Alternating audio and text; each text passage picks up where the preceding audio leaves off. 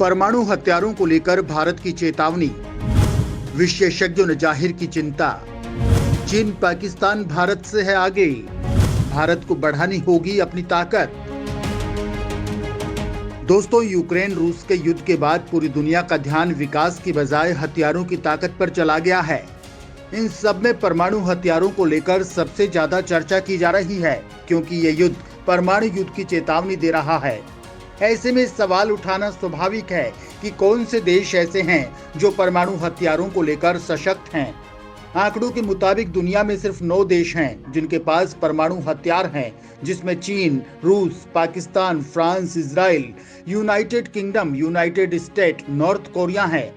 इस लिस्ट में भारत का भी नाम शामिल है। हम अपने न्यूक्लियर पावर को लेकर जताते भी रहते हैं कि भारत परमाणु शक्ति से संपन्न देश है। लेकिन दोस्तों, हाल ही में अमेरिका के स्ट्रेटेजिक थिंकर एशले जे टेलिस ने अपनी किताब स्ट्राइकिंग एसिमेट्रीज ने भारत की परमाणु शक्ति को लेकर कई ऐसे सवाल उठाए हैं, जिसके बाद भारत को अपनी शक्ति को लेकर सोचने पर मजबूर कर दिया। आखिर एशले ने भारत की परमाणु शक्ति पर शंका क्यों जाहिर की? क्यों उन्होंने भारत को चेतावनी दी? आखिर क्या है इसकी वजह? ये ऐसे सवाल हैं जो एशले के विश्लेषण के बाद उठने लगे हैं। इन्हीं के बारे में हम आपको इस वीडियो में बताएंगे। तो दोस्तों, आप ये वीडियो बिना स्किप किए अंत तक जरूर देखिएगा। दोस्तों, सर्वे के मुताबिक दक्षिण एशिया में भारत, चीन और पाकिस्तान के परमाणु हथियारों की संख्या तेजी से बढ़ रही है। पिछले कुछ सालों में चीन ने अपने परमाणु हथियारों के जखीरे में सैकड़ों मिसाइल जोड़ी हैं। वहीं भारत और पाकिस्तान के परमाणु हथियारों की संख्या में भी इजाफा हुआ है। लेकिन यहाँ भारत के लिए चिंता की बात यह है कि दोनों ही भारत के कट्टर दुश्मन हैं। ऐसे में भारत के लिए अपनी सुरक्षा बहुत जरूरी हो जाती है। भारत के पास 160 परमाणु हथियार हैं, वहीं चीन के पास 350 ज्यादा परमाणु हथियार हैं।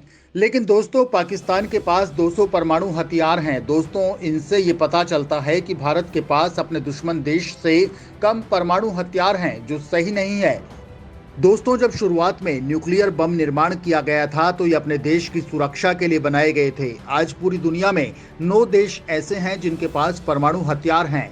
यहाँ भारत, चीन और पाकिस्तान के पास न्यूक्लियर हथियार हैं। पाकिस्तान ने परमाणु भारत से अपनी सुरक्षा के लिए बनाए हैं। वहीं भारत ने भी अपने दुश्मनों चीन और पाकिस्तान से रक्षा के लिए ये तैनात कर रखे हैं।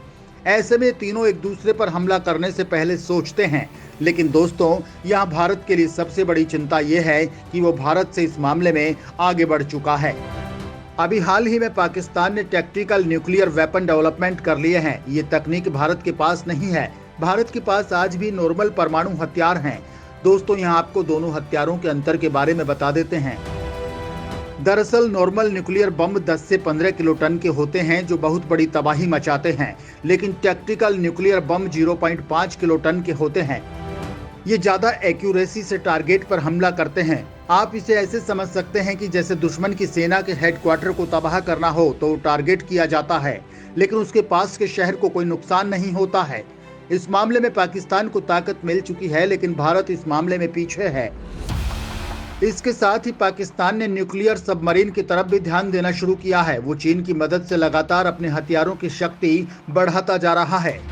दूसरी तरफ चीन की बात करें तो चीन भारत से पहले से ही न्यूक्लियर संपन्न है। इसके साथ ही चीन के पास जो परमाणु हथियार हैं वो भारत के हथियारों से काफी एडवांस तकनीक के हैं। भारत के पास फिलहाल किलोटन के रेंज वाले बम हैं, लेकिन चीन मेगाटन वाले परमाणु हथियार बना रहा है। इनमें इतना अंतर है कि जैसे भारत अगर चीन के किसी शहर पर परमाणु हमला करता है तो उसके शहर का कुछ हिस्सा ही बर्बाद होगा, और यदि चीन अपने हथियारों से भारत के किसी शहर पर हमला करता है तो वो शहर ही खत्म हो जाएगा। इस तरह के बम को थर्मोन्यूक्लियर बम कहते हैं। चीन की ये स्थिति चिंता पैदा करती है। अमेरिकी प्रतिरक्षा विभाग पेंटागन का कहना है कि चीन 2030 तक अपने परमाणु हथियारों की संख्या 1000 से ज्यादा कर सकता है। वो अपने प्रमुख प्रतिद्वंदी अमेरिका की बराबरी पर आना चाहता है। अगर ऐसा होता है तो भारत को आशंका होगी कि चीन की तुलना में उसका छोटा एटमी आयुध भंडार विश्वसनीय रक्षा कवच नहीं बन पाएगा। अगर भारत के पास परमाणु हथियार कम होंगे तो वो चीन के बड़े शहरों को बहुत ज्यादा नुकसान नहीं पहुंचा पाएगा। इसके साथ ही टेलिस कहते हैं कि अभी के जो हालात हैं उससे चीन और भारत के बीच दुश्मनी बढ़ती जा रही है।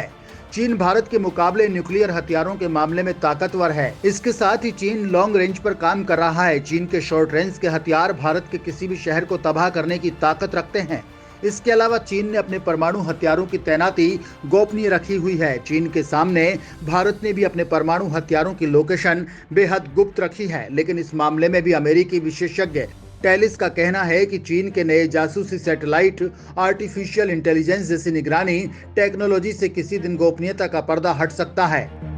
इससे भारतीय न्यूक्लियर स्टोरेज चीनी खतरे के दायरे में आ सकते हैं। इससे जवाबी हमले की स्थिति बनेगी। वो भारत के इन हथियारों को नष्ट कर सकता है, जिससे भारत एक तरह से निहत्था भी हो सकता है। ऐसे में चीनी हमले से बचने के लिए भारत ने अपने परमाणु हथियारों को समुद्र में रखने की रणनीति बनाई है। उसकी पहली परमाणु शस्त्र संपन्न पनडुब्बी अरिहंत ने 2018 में गश्त शुरू की है।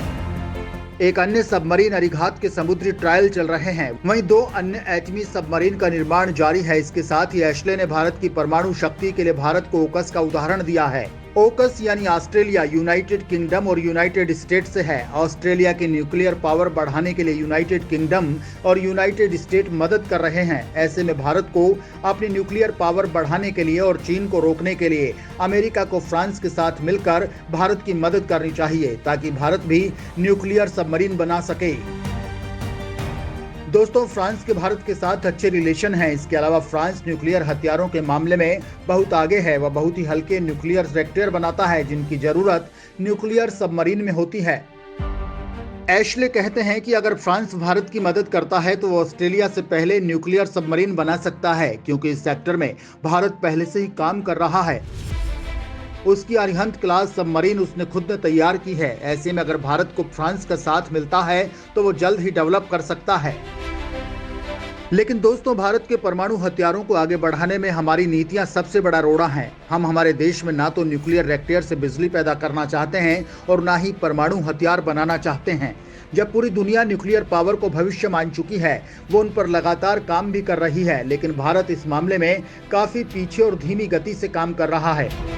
भारत न्यूक्लियर पावर के लिए कितना रिलैक्टेंट है, इसका उदाहरण इस बात से मिलता है कि जब देश में मनमोहन की सरकार ने अमेरिका के प्रेसिडेंट बुश के बीच न्यूक्लियर डील साइन हुई, तो उन्होंने बुश को इस बात पर मना लिया था कि जो रॉ मटेरियल और रिएक्टर भारत को सप्लाई करेगा, उसमें से निकालने वाले मिसाइल मटेरियल को भारत अपने परमाणु हथियारों को बनाने में इस्तेमाल कर सकता है।